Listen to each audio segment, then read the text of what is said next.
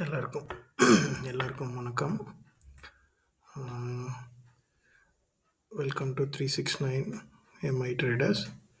இப்போ பார்த்தீங்கன்னா நம்ம ஸ்விங் ட்ரேட் ஸ்ட்ராட்டஜி ஒன்று வந்து 1 இயராக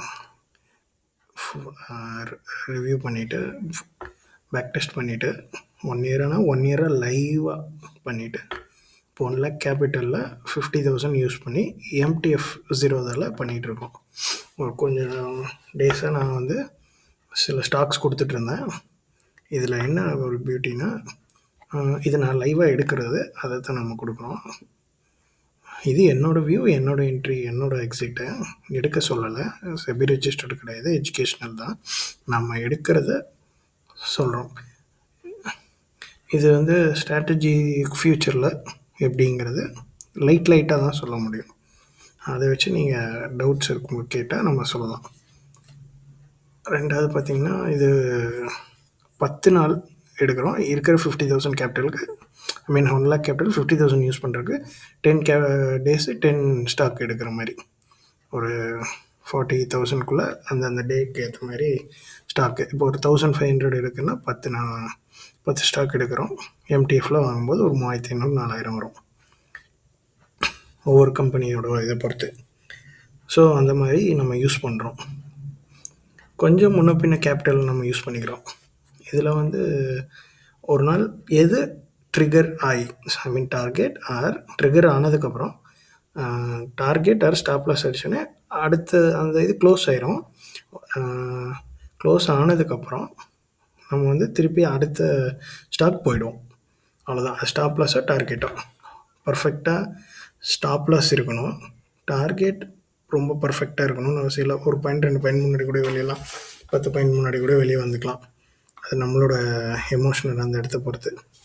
அது ப்ராக்டிஸாக வெயிட் பண்ணுவீங்க, இல்லைனா ட்ரையல் பண்ணிட்டு போய்க்க வேண்டியதான். லாஸ்ட் வீக் நம்ம போட்ட ஸ்டாக்கு என்ன எங்கே எடுத்தோம், இப்போ நம்ம இது கொடுத்தது 13. ட்ரிகர் ஆகிறது பார்த்திங்கன்னா 27. இப்போ இப்படி கூட வச்சுக்கோங்க, 29ன்னு வச்சுக்கோங்க. இங்கே ஆனோடனே இங்கேயே எடுக்கணும்னு அவசியம் இல்லை. ரீட்ரேஸ் ஆனதுக்கப்புறம் தான் எடுக்கணுமா அப்படியெல்லாம் இல்லை. நம்ம மைண்டு தான். ஒரு 5 பாயிண்ட் 4 பாயிண்ட்னா இங்கேயே எடுக்கலாம்.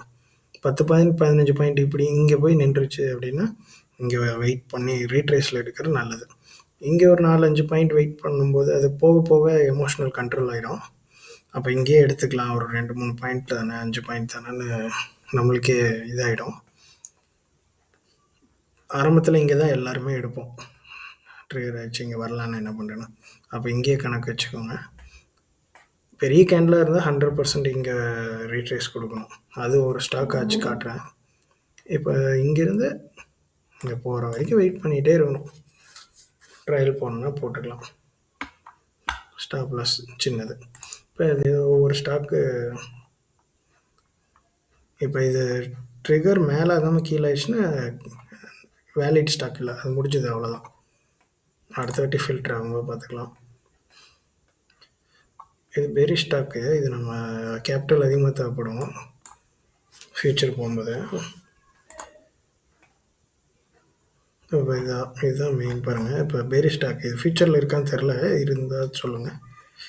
இருந்துச்சுன்னா கட் ஆகிட்டு இப்போ இங்கே எடுக்கிறீங்க, இல்லை இங்கேயே எடுக்கிறீங்க, இப்போ வெயிட் பண்ணுறோம். அதுதான், இங்கே போய் க்ளோஸ் ஆகிடுச்சுன்னா வெளியே போயிடணும், இல்லைனா டார்கெட்டுக்கு வெயிட் பண்ணணும்.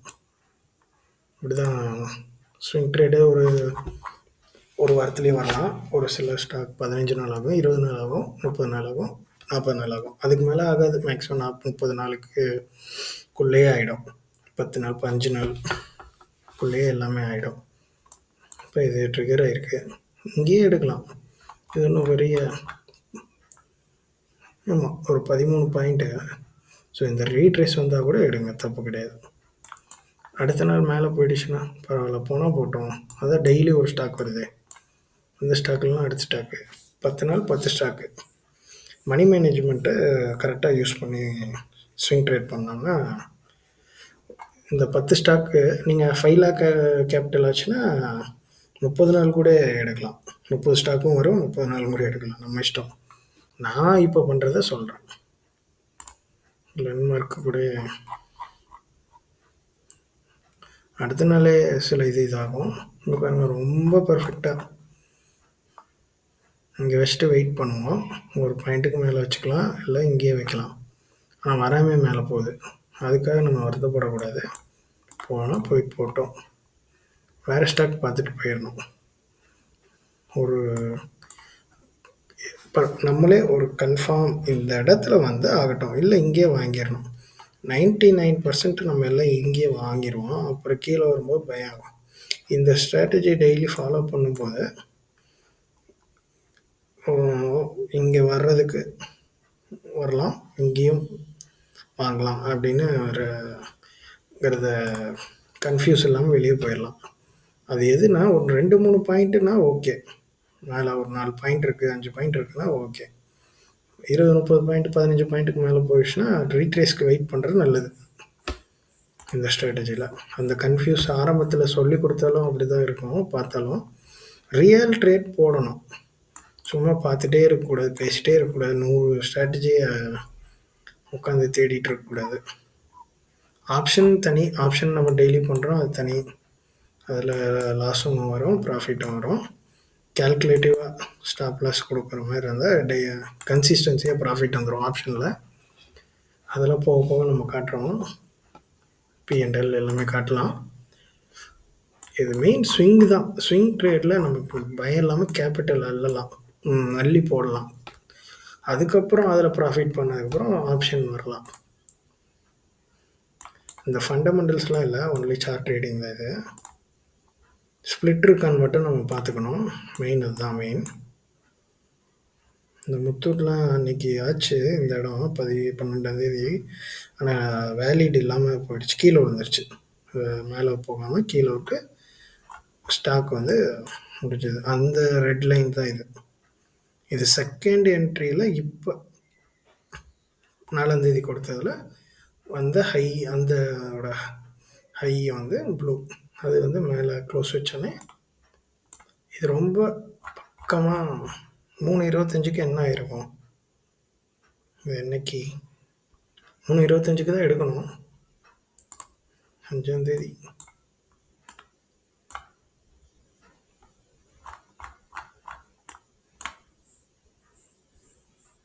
ம் 3:25க்கு தான் எடுக்கிறோம்.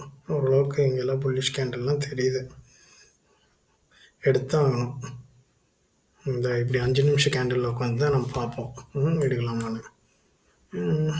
இங்கே எடுத்ததுக்கப்புறம் கீழே 3:29க்கு வச்சிடுச்சுன்னா ஒன்றும் பண்ண முடியாது. 3:25க்கு எடுத்து தான் ஆகணும். இல்லைன்னா அடுத்த நாள் வெயிட் பண்ணி இந்த இடத்துல போட்டு வைக்கணும். இந்த 6-5 பாயிண்ட்டுக்கு என்ன பெரிய வித்தியாசம்னால நம்ம இங்கே எடுக்கிறோம். அது போக போக அந்த மைண்ட் செட் வந்துடும். இதை டெய்லி பார்க்க வந்துடும். இந்த பாருங்கள், இங்கேருந்து இந்த ஸ்டாக் நம்ம எடுக்கலை, கேபிட்டல் இல்லை.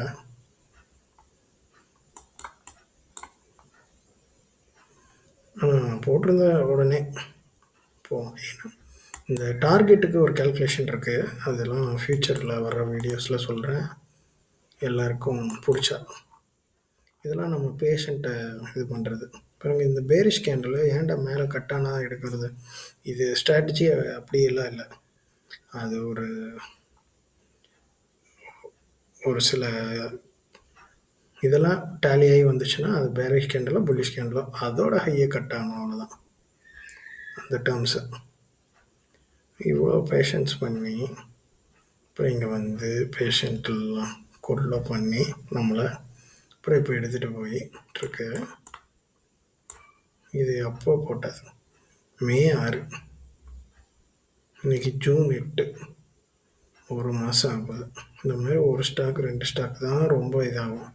30,000 ஸ்டாக் வேறு.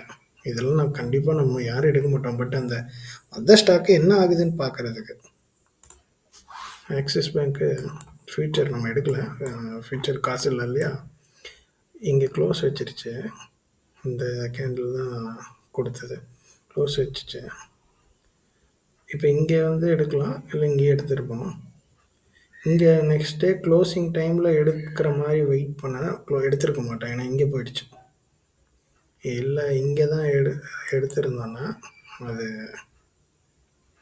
எவ்வளோ பாயிண்ட்டு? 10 பாயிண்ட்டு. நம்ம 5, 6 பாயிண்ட்டுக்கு தான் ஓகே.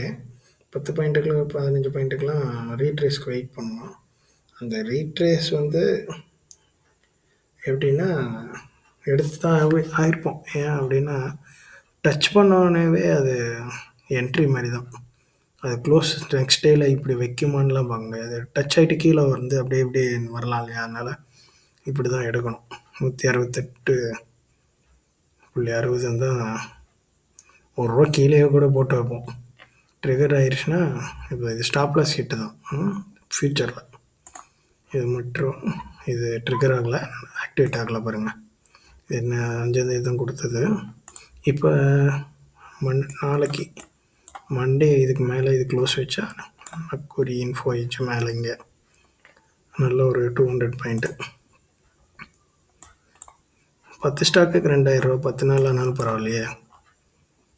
எம்டிஎஃப்ஐலோட எல்லா ஸ்டாப் லாஸ் சின்னதாக இருக்கும். எம்டிஎஃபோட 50 சார்ஜு அது ஏதோ சார்ஜெல்லாம் போடுவானுங்க. அப்புறம் ப்ளட்ஜு அன்ப்ளட்ஜு ப்ரோக்கரேஜு எல்லாமே சேர்த்துனாலும் 2000 ரூபா எல்லாம் போக ப்ராஃபிட்டில் தானே வருவோம். ஏன்னா ரொம்ப கம்மி ஸ்டாப் லாஸாக இருக்கும், நல்லா இதாக இருக்கும். எஸ்ஆர்எஃப்பும் இருக்குது. எஸ்ஆர்எஃப் போகிற மாதிரி தான் இருக்குது. கூறி பார்க்கலாம். போட்டு தான் வைக்கணும். காசு இருந்தால் போட்டு தான் ஆகணும். ஸ்டாப் லாஸ் போகணும், இல்லைன்னா டார்கெட் போகணும். மேலே வச்சா எடுத்தாகணும். ஓகே, தேங்க்யூ ஃபார் வாட்சிங். நீங்கள் எதாவது டவுட்ஸ் இருந்தால் கேளுங்க. நான் ரெகுலராக 10 days தான் இந்த கேபிட்டல் 50,000 1 lakh வச்சுக்கணும் கண்டிப்பாக. எதுக்குன்னா ஒரு எக்ஸாம்பிள் ஒரு 10,000 லாஸ் ஆகிடுச்சின்னு வைங்க. எக்ஸாம்பிள் 10 நாள் 10 ஸ்டாக்கில் 1500 1000 லாஸ் ஆகுதுன்னா அதை பூஸ்ட் கொடுக்குறதே அந்த பேலன்ஸ் இருக்கிற கேபிட்டல் தான். திருப்பி இந்த ஸ்டாக்கை வந்து 1 year பண்ண ஸ்ட்ராட்டஜியை செக் பண்ணி பண்ணுறோம் இல்லையா, அதை நீங்களும் செக் பண்ணணும். பார்ப்போம். நான் எந்த ஸ்டாக்லாம் போட்டிருக்கேன், இங்கே என்னென்ன போட போகிறேன், பிஎன்எல் இதெல்லாம் வர வீடியோஸில் ஃப்யூச்சரில் பார்ப்போம். தேங்க்யூ, நன்றி.